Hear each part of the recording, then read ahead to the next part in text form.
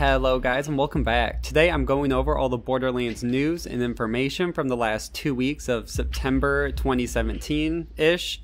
This includes Borderlands mod packs, Randy Pitchford's interview with IGN, a new Zero figure being made, and Borderlands 2 on the Nintendo Switch. So with that, let's get right into it.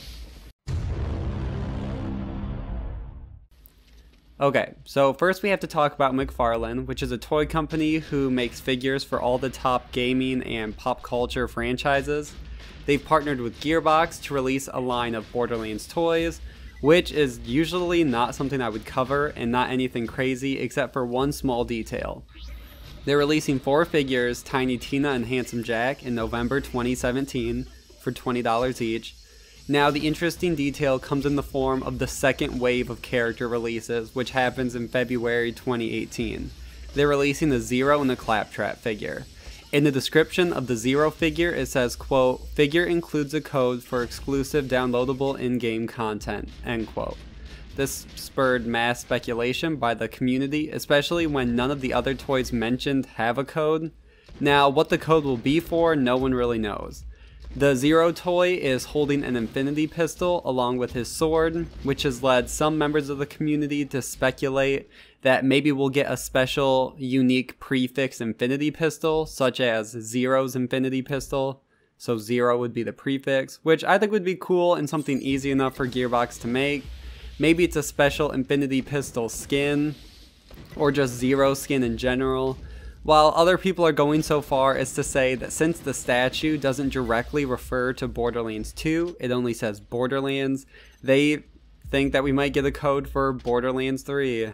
But let me know what you guys think down below. I don't think the Borderlands 3 thing is too likely, especially since Gearbox really isn't gonna release a figure in early 2018 for a game that hasn't even been announced yet. But people can think whatever they want. Next, we have to talk about all the mods being highlighted in the community. The first of which is KOOBY'S Modpack, which was brought to the community attention after the video posted by Shadow Evil. The mod pack is huge and contains over 53 different made mods. Obviously, this is for PC users only because using mods on Xbox or PS3 or PS4 breaks the terms of service, so you guys can't use that, unfortunately. But if you are on PC, it will require the sanity check to be turned off for all the crazy weapon mods to work effectively. But it should be definitely worth it. There's also an option to toggle so you can turn off and on different mods and customize your experience. It includes UVHM+, the amazing vendor fixes, and so much more.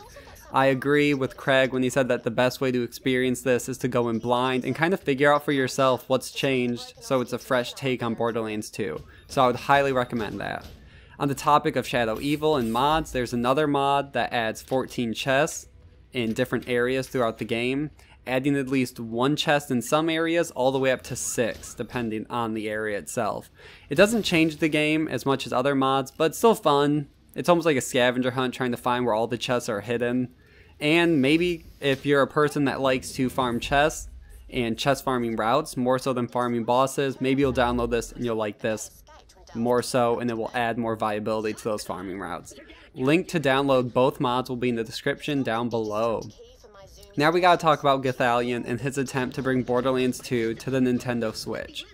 But before we get into that, Gearbox did have discussions already with Nintendo about bringing their franchise to the new Nintendo flagship console. In an interview, Randy Pitchford, Gearbox CEO, had this to say, quote, "Nintendo tends to be at their best when they're giving us their experiences with their properties," Pitchford said. "I think there might be some scenarios where if the Switch becomes a place where there's a huge number of customers and it doesn't compromise the experience that we're making, there could be a scenario where us or Take-Two in 2K decide to take an effort and make it happen. But we can't really think about that right now, and Nintendo, I think wisely, can't prioritize forcing that to happen. I think they're better off," he added. "What it would take for them to guarantee that we exist on the Switch would be better spent by them doing the things they're best at. It wasn't meant as a slight, it's just the reality of priorities." Then the talks fell through, which disappointed many fans. But the community is split on the idea. Some want a perfect Borderlands on-the-go experience, while others want Gearbox to avoid any more distractions from Borderlands 3. Gothalion fits into the mix because he asked Randy Pitchford how many retweets it would take for Borderlands 2 to be ported on the Nintendo Switch, and Randy Pitchford responded with 1 million. Currently, Gothalion's tweet is at 53,000 retweets at the time of recording, so only 950,000 away. If you want to retweet the conversation, link will be in the description down below. Speaking of Randy Pitchford, he did a 3+ hour interview with IGN. The most important part, and that has received the most publicity, is, quote, why the wait for Borderlands 3 has been so long. If we do come with another Borderlands game, is kind of what Randy Pitchford talks about, that they want it to be worth the wait. He says it needs to be a big, worthy game, and that it's going to take time to make. He refers the time of development of Borderlands to that similar of Grand Theft Auto, that it will take years and time to get it exactly right. He said the easiest thing for them to do is to churn out a bunch of pre-sequels, even though he acknowledges that it was a great game, that if they did this they could make a lot of money but wouldn't be doing the community justice. And that they want to make sure that everything they have is right, and then they'll decide then when they're ready to announce the game. They don't want to overhype it, they don't want to set any expectations, and he just hopes that there is another game that the community loves. There really isn't too much else information in regards to Borderlands in the videos, but I still might make a complete breakdown of the interview. Link to the full interviews and the short Borderlands 3 clip, if you just want to see that, will be in the description down below. And finally, I'll end with the community spotlight. There's only one creator I'm going to be talking about this week. He is Zulu2012. He's not an exclusive Borderlands YouTuber, but his content is amazing. He has 2 versus Borderlands videos. One is a King Mong fight with Goliath, and the second is the Duke of Orcs versus the Iron Golem. They're both relatively short videos and definitely worth checking out. He gives an awesome commentary. Link to both those videos and his channel will be in the description down below. So definitely check him out.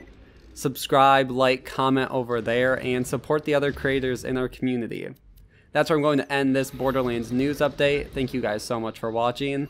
Like, comment, subscribe, and see you guys in the next one.